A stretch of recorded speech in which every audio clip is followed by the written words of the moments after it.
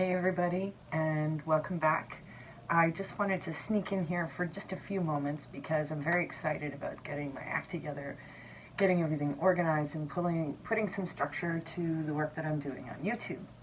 So, what can I tell you? I'm working on a lot of reports. I'm working on a Venus retrograde report that's basically going to span from early April until the beginning of August. So that video is going to be important to actually go back to, and I'll probably recommend that at various points in future readings.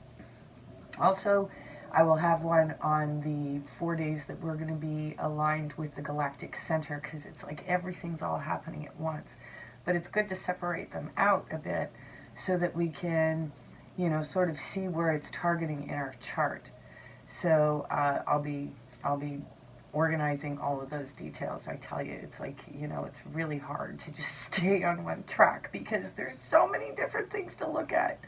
It's great. But I'm just trying to pick up, the stuff that's really important, or the stuff that gives us a better context as to what these weeks are going to be like, because they're going to be pretty intense by the looks of it.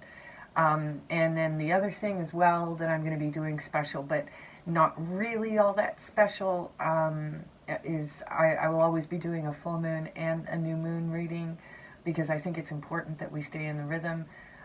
With the moon, it's a good counterbalance to how our thoughts have been accelerated by the amount of media that we consume.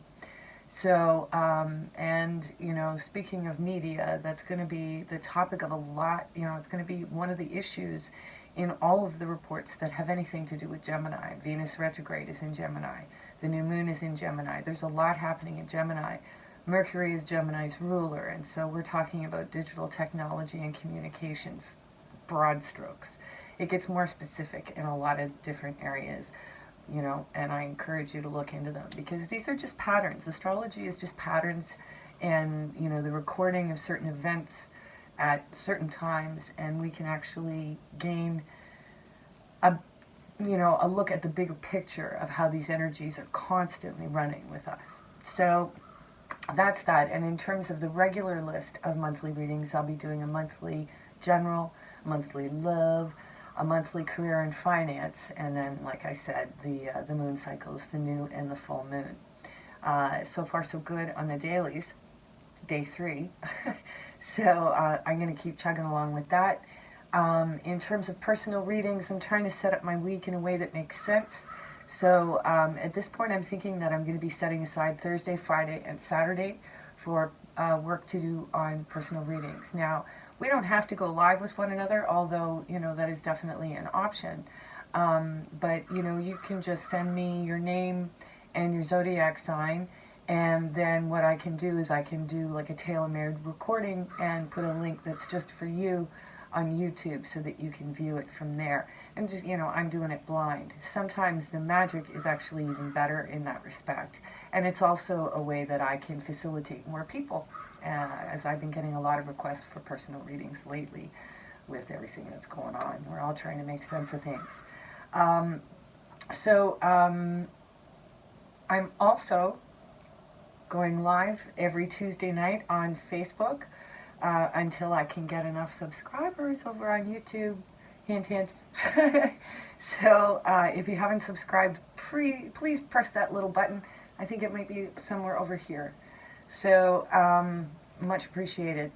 What else can I tell you? I do need to be really clear that I am not an astrologer, but I love astrology, and I think it's an excellent tool to provide context for our experiences, and it gets even more interesting when you're looking at how it's affecting each one of the signs, because each house of the zodiac wheel is an archetypical situation or portion of the human experience. So, we can get really, really specific in terms of where we really need to be focusing our attention in terms of our life path. I don't like to get too woo-woo in the way that I describe things. So, there is a relationship between fate and free will, and I think that that's, again, the broad strokes of what we've come here to experience. So, but I won't go any deeper than that. Because for me, I like to get an idea of what the energetic weather is, you know? Because we know on certain days it's like, oh, everybody's a little intense today. What's, you know, they've got a short temper, or wow, we're all having such a good time, you know? Like, that there are definitely synergies in the collective, as well as, you know, for individuals who are, you know, part of an interrelational group, whether you want to call that soul group or whatever. It really doesn't matter. But these connections, you know, even for the atheist out there, you know, it's, you know, sensation and feeling and the animation that is life is still a mystery to many of us. So, at any rate, I am very excited to use both tarot and astrology to bring you a fresh perspective on how you are looking at your life and the situations that you're in. And, you know, maybe from that perspective, you can take different action that's going to take you in a new direction that may be really helpful to you. So I'm happy to be here to do that in some small way. It's an honor to share your stories, and I am really grateful for the opportunity to assist you in any way. You know, so I invite you to play with perspective, of course, for entertainment purposes only. So if you need anything, just let me know. And in the meantime, please hit subscribe and stay tuned, because I got a lot of plans in the future, and I'm excited to share them and keep building towards it. So here is your reading for today.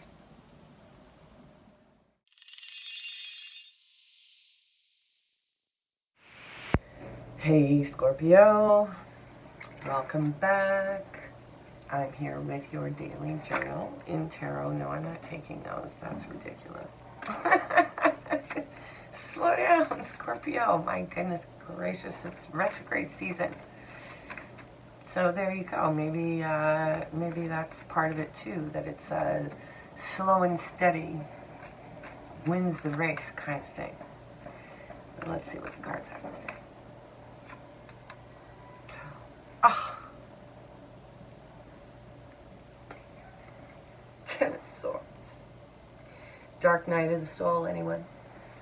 The good news, as I always point out with this card, it's Ten of Swords. I mean, it's like you can't get more injured than the Ten of Swords.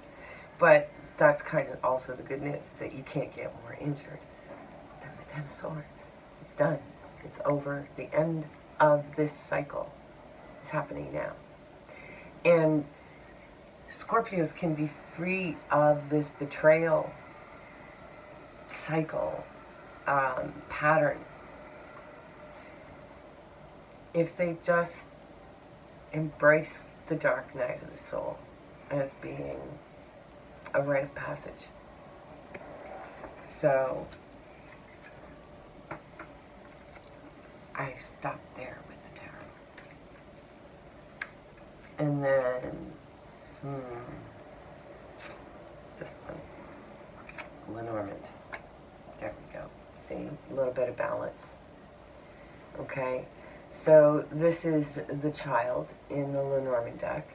So this is about, you know, allowing yourself to be reborn in the true sense of the word, in that you're not expecting the new version of yourself to be the completely formed adult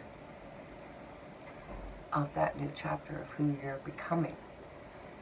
So be childlike as you embrace a new version of yourself, and yeah, and your commitment to your spirit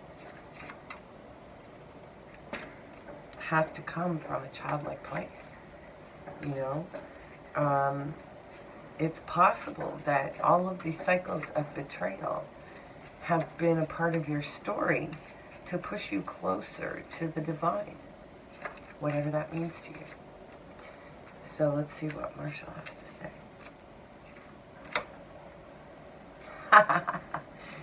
Propaganda is any culture in action, including me.